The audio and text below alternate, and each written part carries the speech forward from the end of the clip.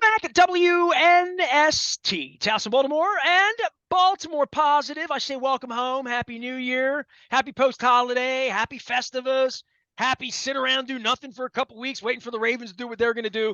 We have put the Maryland Crab Cake Tour on hiatus. You know, I have not admitted this, but I think I might go the whole month of January without any crab. I don't know why. I'm a couple days into it. I've hiatus this so that we can bring you the greatest promotion we've ever done during Radio Row Week. So February 5th, we're going to ramp up the Crab Cake Tour, get it back out on the road. I have leftovers. These are still going to work. They're still going to be good. You can still unwrap cash. Gingerbread doesn't smell as much like gingerbread because it's been around a little while. Our friends at Window Nation will be with us, as will Jiffy Lube Multi-Care. And this guy, I'm sure, will be with us because he's always with us in one way or another. Dennis Koulatsos joins us now. Of course, we've had a lot of conversations, Dennis, over all these years about cars, golf, fishing, baseball, hockey, rock and roll. We talked about everything. We have not talked much about an AFC championship game in Baltimore, and it's time we do that, and it's time we talk about the best team since the last best team that needs to win a couple of games. How are you? How's your holiday? Did you get some cuarambiades or no?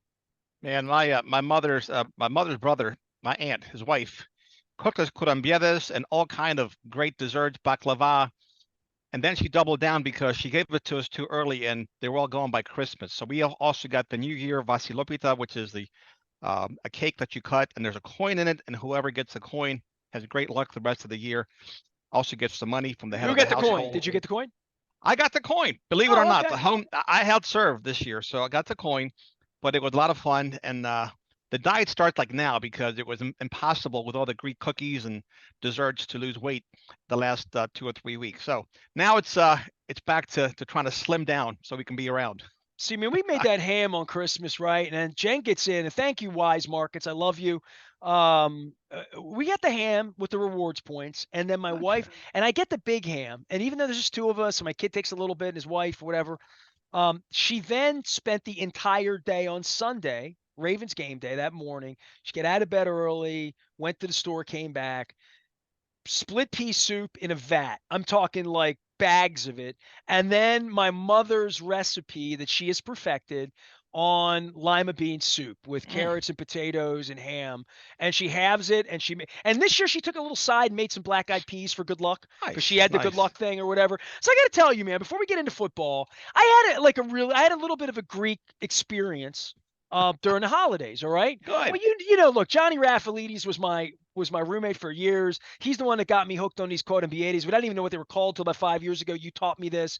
The grow your booty, you know, the Costas boys. Let your booty grow. Let your booty grow. Let your booty go. Yeah. Let your booty. So do you know Gus Calaris? I don't put you on the spot, but Gus is a wine man, Axios Wines, local. We're probably kissing cousins. Well, he's Greek. Name's not familiar, but. So everybody knows Gus, and everybody loves Gus, right? So Gus has been on my Facebook for years and years. He has threatened to meet me. I have threatened to meet him. He's been a longtime listener. He did Cal Ripken's wine a number of years ago. He's got some celebrity rock and roll friends. He has a vineyard out in Napa, but he's a local guy, and he knows a lot of local people. How local is he? Well, he had his 65th birthday last week, and he invited me, and it was the sweetest thing in the world. So I get invited, and I know half the room. I mean, Kyle Richardson's there, Craig Northrup's there, Randy Mariner's there from Manor Hill. Like, we just had the best time. We're dancing. My wife got dressed up. She looked like $1 million. Like, so we go, but the comedian, and he's Greek, Gus is Greek, and the band was Badfinger. No matter what you do. Oh, very nice. So he had Badfinger play, but he had a Greek comedian to open the thing up, and it was like Greek humor, and it was the guy's name's Basil. I've seen Basil before. I've seen Basil twice. One of my I was going to ask you if you had seen him because he was. I got to get him on the show. Basil was hysterical. Hey man, can Basil come out to play? You know, I got his whole shtick down. He's hysterical. But as we talk about Basil, you guys had ham. We had lamb. I was the chef. Cooked grilled lamb chops with Greek oven lemon potatoes and Greek salad, and it was amazing. Everything they passed around at Gus's party. There you go. I turned around, there's a lamb chop. You know what I mean? That's what we had for Christmas, so it was a lot of fun. A lot of fun. Oh, man, I went into the bathroom and I flossed everything out, and I came out and they handed me more lamb chops. And I'm like, stop with the lamb chop madness and the red wine madness. All right, happy holidays to you. I will get Basil on because we started Oh, talking he's Mickey funny. Coachella, and he made me really laugh. And my wife always says, like, I need to laugh more and watch more comedy. We all have all that Yeah. going on. Um, Yeah, I this haven't is, seen Basil in a decade. It's been a minute, but he was a very oh, funny guy. Like I said, one of my Kumbas locally here hooked up 2 events for him, and of course sold out, and everybody's cousin was there. well, he's a funny man, as is Yes. Stavy. The Ravens Stavi's, version. Stavi, I was his Sunday school teacher many years ago. Him and his brother. Do you I know was him? every. Of course I do. Why has he Everybody's. not been on your show or my show or our I've show? been busy, but I've been everybody's Sunday school teacher. If they're 40, 50 years old, chances are I was their Sunday school teacher down in St. Nicholas on Ponca Street, including Stavi. See, Now I haven't talked to Stavi in years. It's been probably since Sunday school. I went to CCD at Our Lady of Fatima in the 70s, and my first grade teacher shows up every year at Stanstock. And every year, I have to tell, and she's embarrassed by it a little bit, but I'm like, man, this is a badge of honor because she brought us cookies. We had Oreos. It was very nice. So, Sunday school aside, the Sunday school's down for a couple of weeks here. We'll go back maybe Saturday night school on the 20th. Man, I've been watching a lot of football. You've been watching a lot of football. You had holidays. We've been on a little bit of a hiatus and a break, you and me together, talking football. What do you make of all of this? I mean, a lot's happened. It's been two or Hmm. three. I mean, you and I have talked since before Christmas, but I Been a mean, minute. a lot's happened. A lot's happened for Lamar. A lot's happened for expectations. They went from being one of the good teams to nobody's going to beat them. And, whoo, I mean, danger ahead. Yeah, I don't know about all that, Nestor. I mean, John Harbaugh has to be careful here. We all know that he can't have a repeat of 2019. We can't be one and done in the playoffs, be it against Joe Flacco, whomever rolls into M&T Bank Stadium's nest. So if I'm him, I'm playing my starters at least for a half against the Steelers, if not the whole game. Call me crazy, but you can't be afraid to play hurt. You can't be afraid to lose somebody. You've got to keep this thing going because the last time they were rusty. It's been 3 weeks. They hadn't played. Now get resting injured players, but if the players are healthy, at least play them a half. Keep these guys rolling, keep them motoring. This is a different vibe than 2019. We didn't have Roquan Smith back then. Lamar Jackson has grown up a lot. Todd Monken's offense, he's embraced. This team is firing on all cylinders right now. It's a shame. I almost wish there were a wild card, don't you? No, I don't know. Listen. If they were a wild card, I'd be compelled to put a bus trip together, go eat some barbecue in Kansas City, go eat some wings in Buffalo, cross the border, and do things I shouldn't. There'd be a Well, lot of things that I would be doing. yeah. I am planning the biggest event, and you're going to be proud to know me when we put this together, I'm and you're going to already be proud proud. to know you. Gonna be proud to participate. It's gonna be the biggest promotion we've ever done. We're counting down our 25 greatest memories, and they're going to end on February the 3rd, which is the anniversary of one of the great days in the history of the radio station, New Orleans, all those things that we put together with the parade. And February 5th is Radio Row Week. We will not be in Las Vegas. Full disclosure, I've been thrown out, so I'm not going to be out there. But we're going to be doing something in a couple of weeks, and I keep thinking of like I thought of this idea before they beat San Francisco on Christmas, right? I think I told you about this You idea did. back in the middle of December. I was thinking, well, maybe they'll be in the Super Bowl. And now I have 3 weeks to sit here and plan this like they're going to be in the Super Bowl because they believe it, right? Everybody in the media believes it. All the fan base believes it. You have a flight to Vegas. I know you do. By the way, my friends are now calling me about tickets. Oh, Tickets are $8,000 each. My bestest buddy, my ticket broker. So anybody, full disclosure, if you went to any of my road trips that were tough games, championship games, playoff games, Super Bowls, you bought tickets from me, I've had one person get me those tickets for 20 years. So I have the same ticket person I've had forever. And I talked to him the other day and said, "What's up?" Because people are calling me. He said, "It's $8,000 now. If you man. get lucky, if you're a club PSL owner, Leonard Raskin, I'm wearing his shirt. Leonard is always on the club level. He might win the lottery through the team. And when he does, they're going to offer him tickets for 4,400 or 5,200. It's going to be Hey, the good news is you got through the Taylor Swift lottery. The bad news, the tickets are $900. There's no $95 tickets. You And know, back in 2012, Ness, I got a pair of tickets club level in New Orleans for 2,500 to one of my vendors, and I thought that was a lot of money. So for a poor immigrant like myself, 8-9 grand, that is a big, big, big ticket that to well, it's not handle just there. that. There's no way to drive to Las Vegas. There's no cheap Yeah, way to get there. a There's lot no of money. cheap places to stay once you're there. Not Super Bowl week. I don't. Mm, Again, full disclosure here. We're planning something that's well much more awesome than a football game from my perspective. So, and we're gonna cover the football game and be a part of it. But the notion that I could put a trip together, Dan, like I yeah, did for New Orleans, like we did for Tampa, like that was I have amazing. all of these other years. And by the way, there's a thing on the tickets where you only get one transfer. Mm. The ticket, you know what I mean? The So you can't digital keep you tickets, can't keep flipping them you over and can't over flip again. the I think that's a tickets. good thing. That's a good thing. I mean, Yeah. believe me, 8 or 9 thousand is enough, rather than to have to pay a premium on the top of it. That's insane. Well, it's where we are right now. They're making a lot of money, and we're playing games here that matter in the most important way in the prime of Lamar's career. While they still have cap space to surround him with all of this. I, I mean, if I'm writing Purple Rain 3 and they conduct their business here the next 5-6 weeks to win a championship, I would start with DaCosta and Roquan even before I would go with Lamar, although Lamar would be the start of the book, I guess, right? But the Roquan addition is what changed the trajectory for the defense becoming a factor, the factor enough that by the end of the year, the offense caught up to the defense. And now with good health and the next couple of weeks, and you're talking about going out and bumper car on these guys against Steelers, and the Steelers need to win this week. I'm trying to figure out who can they rest, who will they rest. And Luke keeps saying to me, like the pitchfork guy on John Belushi's shoulder in Animal House, Luke keeps saying, they got to play. Somebody's got to play. There's only a handful of them that can't play. A Right? lot of them have to play, and a They lot of them have have to to play. play 50, 60 Yeah, snaps. significant minutes. Yes, absolutely. They got to play. It's the Steelers. And Roquan Smith said, "You're not a Raven until you beat the Steelers." Roquan Smith's never beat the Steelers, and he's been a game changer. Somebody asked me the other day that he's almost as good as Ray Lewis, and I said, "Well, it's different eras. Back then, you can take somebody's head off.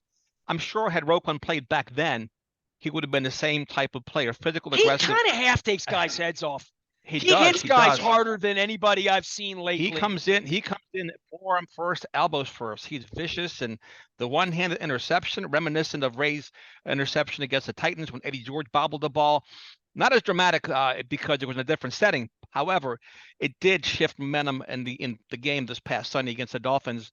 And when Marlon Humphrey went down, I mean, how about the secondary, Nestor? I mean, a bunch of guys that just gelled together and stepped up. I thought we'd win in a shootout. I thought we would have to outpace their offense because I couldn't see him covering Tyreek Hill. But guess what? They stepped up and then some.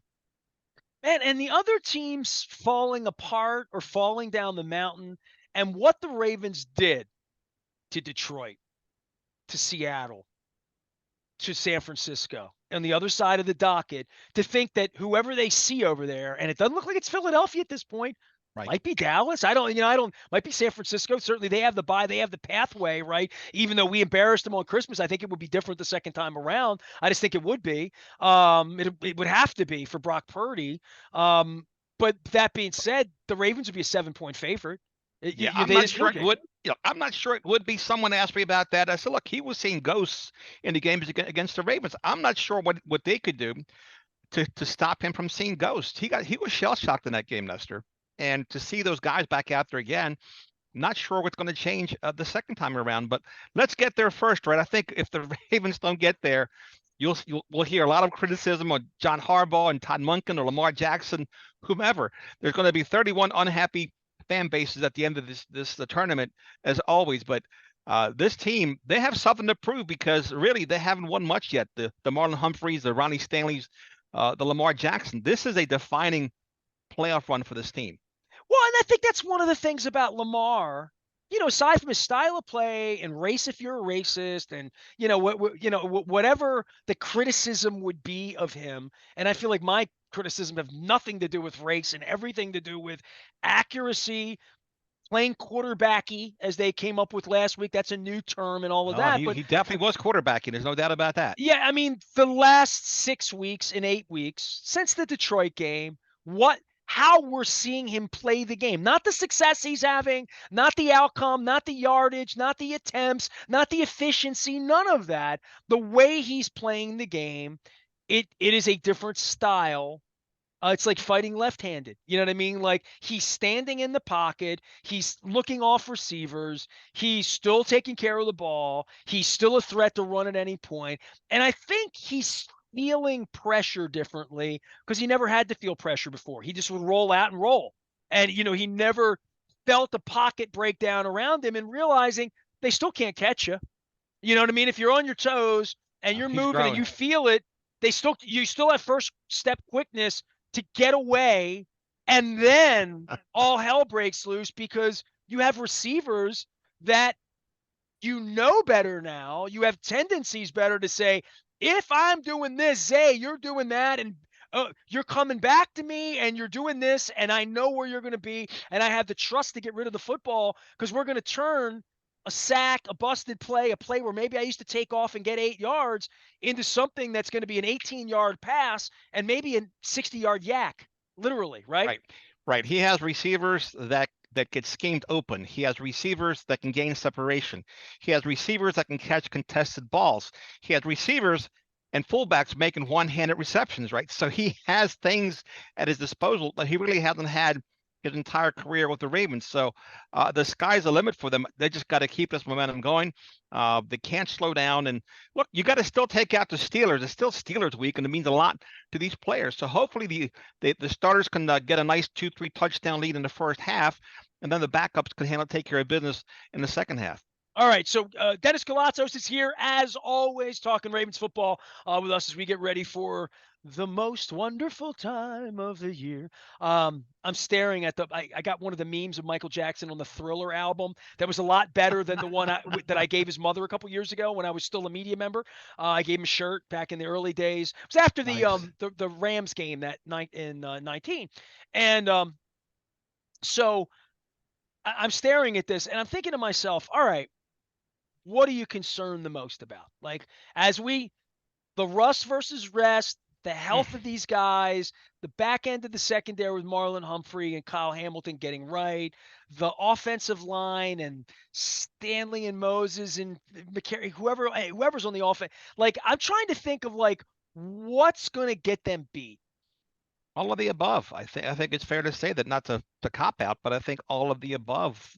Certainly the health of the secondary.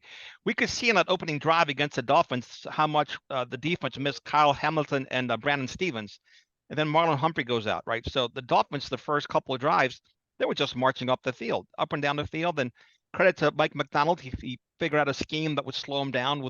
He dropped back Roquan and Patrick Queen, but when you play better teams, especially when they have health, I'm not sure that you can scheme your way to a championship, Nestor. I think at some point, it's like Luke said a couple of years ago, the straw that breaks the camel's back, and that's my biggest concern.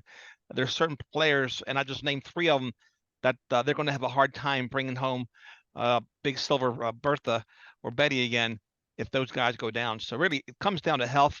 But it's not unique to the Ravens, though. Every team is injured this year. I mean, I had a Dolphins fan chirping at me on Twitter saying, "Hey, we have 5 guys out on the offense," and I said, "Well, name me who's on the back end, the secondary on the Ravens right now.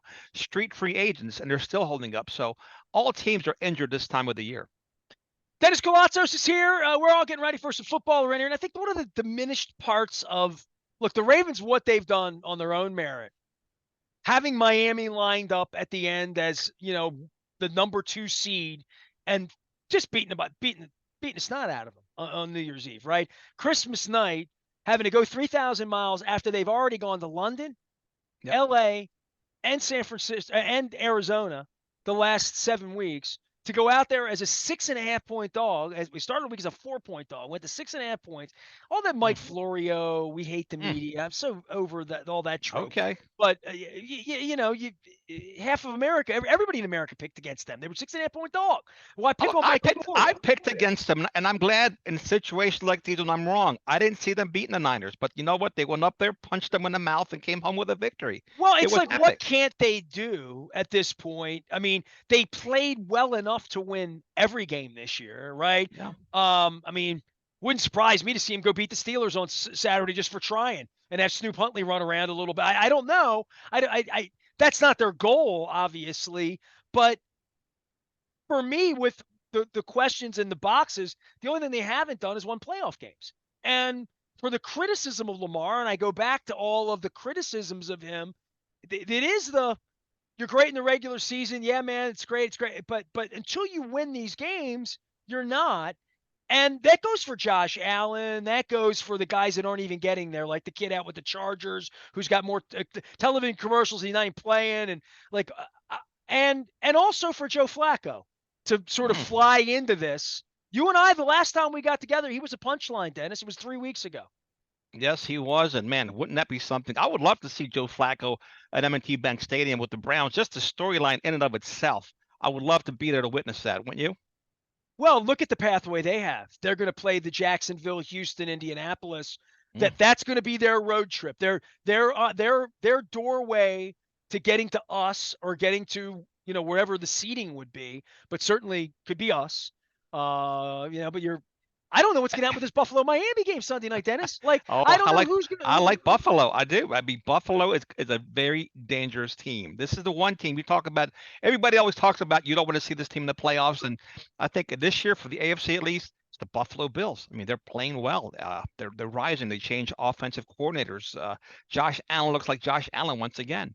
This is the team that could potentially be in the AFC Championship game. Well, this is where the 1 seed helps, right? Because in my Yes. mind, all along, they're going to have to beat Buffalo and Kansas City. And I Right. thought Cincinnati in the beginning with Burr, Sure. like, they're going to have to beat 3 really good quarterbacks. All right. Well, we're now down to 2.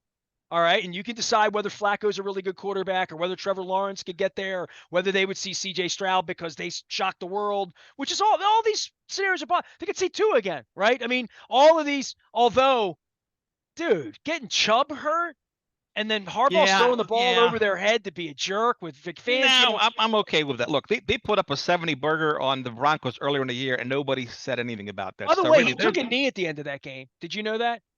yeah, he He, did he finally. took But I it, mean, but he but they took a still knee in put that up game. 70 points, and they still put up 70 points. I don't care. The Ravens should have scored 71 on them. I would have kept throwing on them. Right, fair enough. I mean, but what I'm And then saying, Fangio was also the defensive coordinator. All the more reason there's some bad blood there.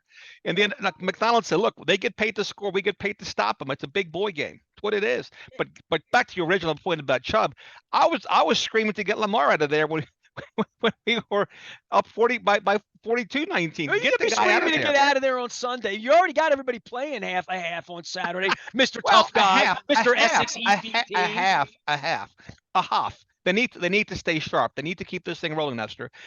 Never mind. Maybe they shouldn't be I wouldn't like it better if it was they were a wild card team. I'll take that back. I just wish they keep playing. The You know how last time they stupid had a this would break. be if Linderbaum gets hurt, or if Roquan gets hurt, or Patrick Queen and they I cannot hear you. play. Like, it would just be crazy. You make a good point, but to me, I do think that Roquan Smith wants to beat the Steelers. I think Had a BK or Pierce go down, my God, right? Come on, man. that can happen anytime. They're all important. I can't be afraid to. You can't play scared. Well, Steelers are coming to win. Of course they're coming to win. To win. So are the Ravens. I don't care who they roll out there. The team they roll out there Sunday will be coming to win. And whether it's Mason Rudolph or Kenny Pickett or whoever they line up under center, it doesn't matter. Tyler Huntley might still be the best quarterback on the field Sunday. Most important question of the week for you, Dennis Koulatsos, is Joe Flacco, is he elite? No. Where was that fire of Joe Flacco when he was with Baltimore? Now he didn't have an Amari You're Cooper. taking the Preston side? Come on. I don't read Mike Preston, so I have no idea what he says. But where was that fire? Seriously. Now he didn't have Njoku. Well, he had Heap and Pitta, but he didn't have Amari Cooper. He never had a wide receiver 1. But that fire that I'm seeing consistently, I didn't see particularly after he signed a big contract. I saw him get hit in the head by Kiko Alonso, almost get killed. So yeah, I mean, okay, come on now. You know, He should. Well, Anyway, we leave it alone, and I wish Joe well, just not against the Ravens. I think when the book is written on Joe, and if Joe's ever really honest with me, like if we get together, I think he would say he was banged up. I think he would say his neck is that he wasn't physically right. Okay. He looked like he was running with a box of poop in his pants. He did. He looks great now. He has gotten into a different level of fitness. He looks great. He's healthier. I don't think more dedicated or less dedicated. I just think more healthy. There's only so much you can do when you're hurt. The last game, what was it? The Jets game, maybe the last game I saw him. He threaded that ball to Njoku in the end zone. That was unbelievable. I mean, the guy still got a rocket arm. He looks fantastic. And look, I would love the challenge. I would love to see that matchup. I would love to see Joe Flacco and the Browns at M&T Bank Stadium. It'll probably be the loudest atmosphere we'll ever. I mean, everybody was screaming at the top of their lungs. I got a couple guys that have bought Flacco 15 Browns jerseys in my life. It's crazy. I'm not one of them. I'm not one of them. I don't look good in those colors. I mean, even though I'm wearing orange right now. But if Joe, I wish Joe well. And look, if Joe wins the second Super Bowl, then the conversation becomes, does he go into the Hall of Fame? It's the same. It's the same kind of as Eli Manning. That's on the table for him right now. And Jim Plunkett. 2 rings. Do they get you into the Hall of Fame? So he's got to win 4 games in a row. That's all he's done that before. He's done that before. Yes, he has. He's won 11 touchdowns. 11 touchdowns, 0 interceptions. Tied Joe Montana in the playoffs. He can get there. But I said to you the last time you and I talked, Joe looked very fit. He looked skinny. He looked trim. He looks great. Yeah. But so does our quarterback. Our quarterback, he looks even better because he's not throwing picks. Well, I texted with one of the quarterback's fathers last week, and it wasn't Lamar's. So Lamar's mother either. So I didn't text with anybody. So yeah, I saw Joe Flacco's dad on TV, Steve, and I had to throw him a text. Yeah, he looked good. Yeah, I love Joe Flacco, and I don't care who knows it. And I've been unabashed about that. So I like Joe. I don't love Joe, but I like Joe. I love Lamar. You love Lamar. Oh, okay. You used to love Joe, so you don't love him anymore. Nah, I've always liked Joe. I never loved Joe. I was never a Joe Flacco fan. Because he never put the work in. You know it, and I know it. He was a 9-to-5 quarterback. Wow. He was the last one there and the first one out of the castle, was he not? That's not true. That's not true. Okay. That's totally that's not true. That's the word on the street. Off season, maybe. Off season. Okay. You're talking off season. He goes in-season quarterback. I got it. No, I think at the end here he was a little beleaguered because they didn't have the horses for the courses. Yeah, they didn't. They hung him out. They hung him out to dry. And he was look, dude, you watched him hop off the field and go down the tunnel to get a knee brace off, right? Like literally, right? So I think it's a little different in the aftermath of that he would come back and look like Tom Brady's kind of amazing. I think he must be eating like avocado ice cream or something. He must be doing the TB12 plan. You mean Tom Brady wouldn't look good either if he was throwing to Michael Campanaro and Griff Whalen? No disrespect to those guys. They play in the NFL. I didn't. But, however, remember that Minnesota game? I'm thinking, who the hell are these guys, right? And it's like, wide receiver 1, 2, 3, 4, 5, 6, maybe. But, wow. So they did hang him out to dry. If you want to know something about Joe that I found to be interesting, that was, and I'm too close to the fire. He's my all-time favorite athlete, and I'm not. Like it just because I was around him and I saw the way he operated and I mean, you're going to talk about him versus Chad Steele. We're talking about integrity of people, or I was around him all the time. Joe's a great guy. He was a good man, as a person, I have no knowledge. But here's what I found to be really compelling. That moment at the end of the Jets game where all the Jets players came up to him and you could see that they were happy for him. CJ Mosley, you saw that clip? Oh, that thing was great. But there were 5 other teammates. I don't even know who some of the guys were. I had to check their numbers and say, who's number 24? The guy had a captain's number, the defensive guy. And I'm like, who are these players? And they all came up. They had broad smiles for him. Yeah. So if they thought he was lazy or what, you know what I mean? Or whatever. No, I hear you. But when you win the Super Bowl as a quarterback, you're a big deal. I know that Terry Bradshaw won 4 Super Bowls back in the day. So when Terry, even to this day, when he walks on the field, all the players come to him because you know what? He's got 4 rings, and that's why. 1 is big, 4 is even bigger, but Joe's got some street cred. I get that. But is Joe Flacco the Nick Foles of this, the Jeff Hostetler? I hope not. Not this year. He can have it next year, not this year. We need every 12 years we won twice now, right? But we don't win when 2012. we're the 1 seed, which is the part that's kooky.